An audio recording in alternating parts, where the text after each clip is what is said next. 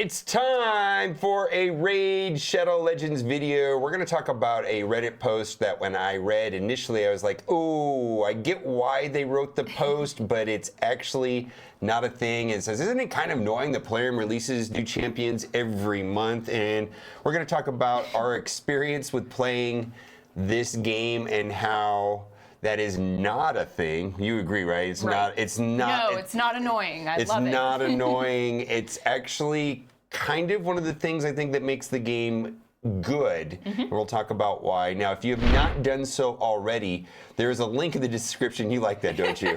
I don't know what I was thinking when I made that. Great. Corrado, which is a legendary, get upon download, and then you get Ugo in level 15, and then you get Tragor, who's an epic support at Tagor at level 30. And Trogdor. it's important because we're going to talk about these characters when we get there. Yeah. Because, yes, those are the type of characters that make Raid Shadow Legends fun. It's going to be epic supports and then the legendaries that you're going to stumble along the way.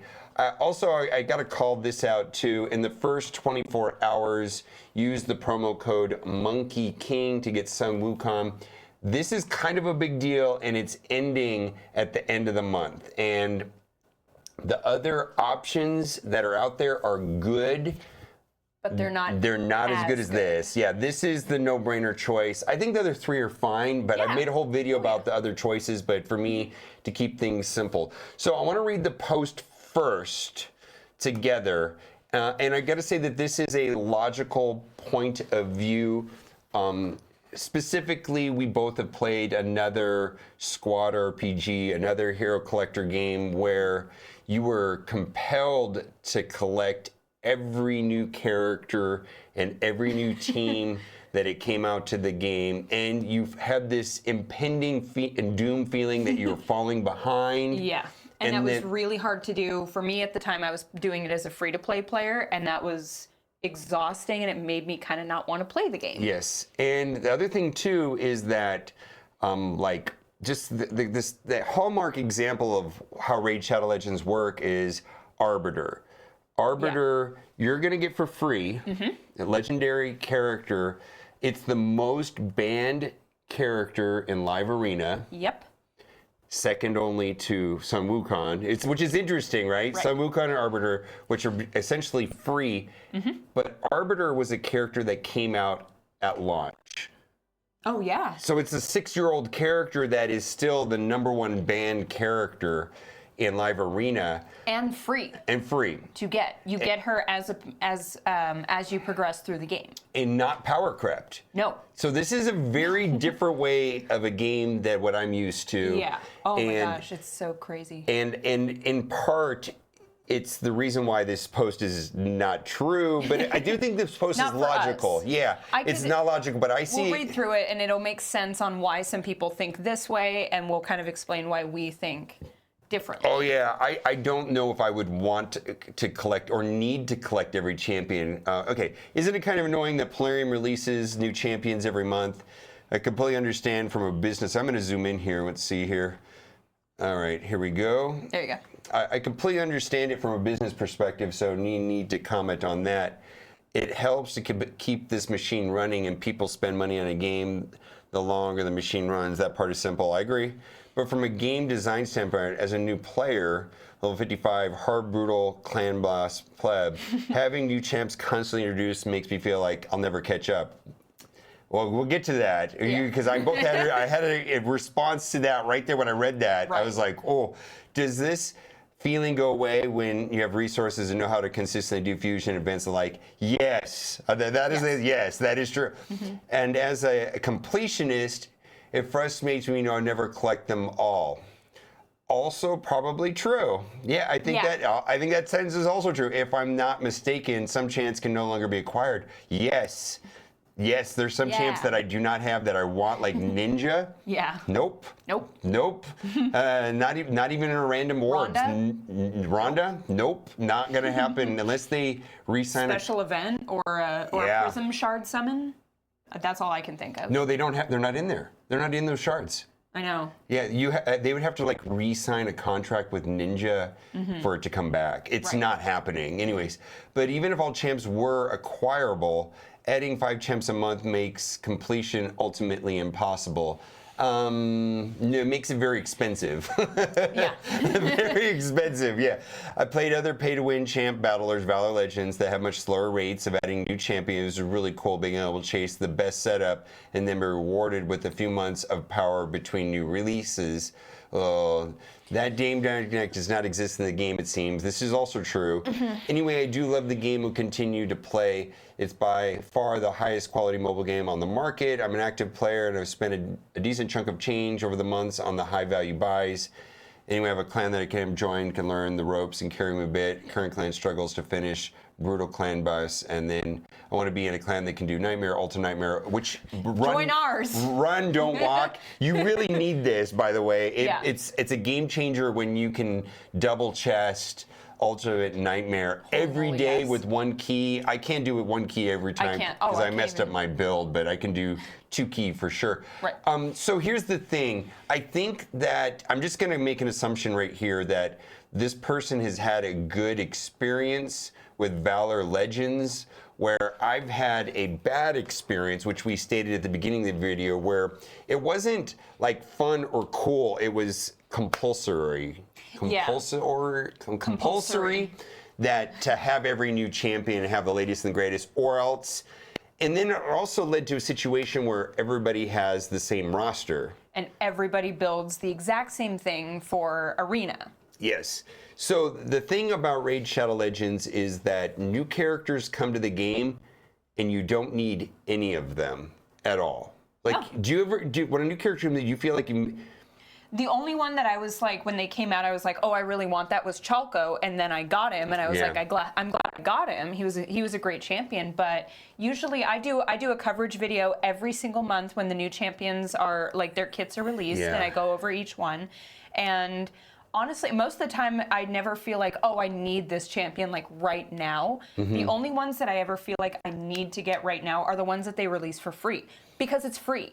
Right. And you can get it like by logging in or or you know, maybe a fusion. Right. But those are things that are possible without spending a lot of money or any money if you're good enough at the game. So my experience with Raid Shadow Legends is that I got some legendaries at the start, which were helpful. Like Sun Wukong was amazing. Still my best. I've been playing the game for 9 months, and easily Sun Wukong's my favorite champion still, right?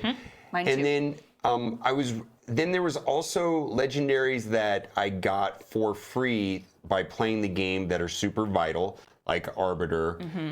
Sill's another one. Mithrala I just got another amazing. I mean, there's tons of legendaries, and even a mythical Mikage, which it kind of hard to get, but in theory, you could stumble across her through normal gameplay, right? Yeah, but frankly, I'm like free. 3 epics away from getting her. Right. So I'm fairly close. It's achievable. Yeah, and so what I have found is that epics carry the game. Good epics carry the game, and in Deacon Armstrong carried me for a long time before I got Duchess Lilitu. Yeah, and I think that there are enough epics, and epics are so reasonably. You're gonna get good epics. Yeah. And I think we probably have almost the similar epics at this point, right? You know what I mean? Like the epics. Geomancer, Camellia. You have Ursula, who I don't have yet, and you have Godseeker. But even if you were missing like one of these epics, you get enough of them, and there's overlap. Yeah. But you know, and even if I think you can get all of the epics eventually, but you're probably going to get at least half of them pretty quickly, or 60% of them pretty quickly, like a percentage of them very quickly. And you can almost do everything in the game with those epics. And then I've been stumbling across legendaries that replace the epics or do different things better. Right. And everything has become a puzzle, and everybody's experience is different. And I'm required to build my team cats. But like our Ultimate Nightmare or our clan boss teams are different. Everybody's is different. Like every single person is using. We can go in and look. Yeah. We can see what people are doing. Everybody's doing a different team, inside of the clan boss, like if you look at what's happening here, different team, different team, different team, different team. Everybody's using But you a see, different a lot of epics team. are in there. And everybody's gonna have a different experience, which is kind of the beauty of the game, is that yeah, there's principles of the way things work, and some champions are better than others, and certain champions are better at other things, but I've got to put the puzzle together myself, and I kind of feel like this is refreshing. Like everybody's having a different experience. Yeah. And I like it. I like that I don't have to do the same thing that other people are doing. Like I was just talking about this with Relics. Something I love about this game is that I can customize my champions however I want. I can put whatever gear I want on them. You know, there's the usually agreed on high speed, high accuracy. You want good attack, but you don't have to stick with that. Like, depending on your champion, you could do totally different things. Yeah, and I'm just looking at Valdi right here. Yeah. A rare. Now, granted, this legendary is required to do this. Yeah, this is a. But you know, one of the best epics. Random rares.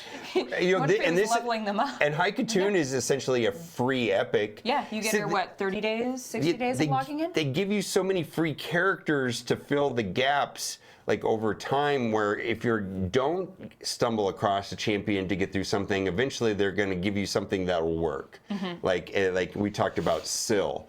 Like I ended up not needing her. But by the time I got her, I didn't need her. Yeah, so which is fine. And then you're going to stumble across. You're going to get Arbiter. Well, anyways, the point is that there's enough free, and then there's enough free champions to go around. Yes. And there's login champions. And you can make a lot of great progress with those free champions. Right now, like you don't have Arbiter, but Archer was the login champion. Yeah. And you could use him instead of her. He's my replacement right now. Yeah, it's like completely fine to not have any characters. Now, the way that I look at this is that I'm gonna guess that there are some people that play Raid Shadow Legends that have every character or close to every character, and they need to have every character, and I can only speculate on what that would cost. I do not know.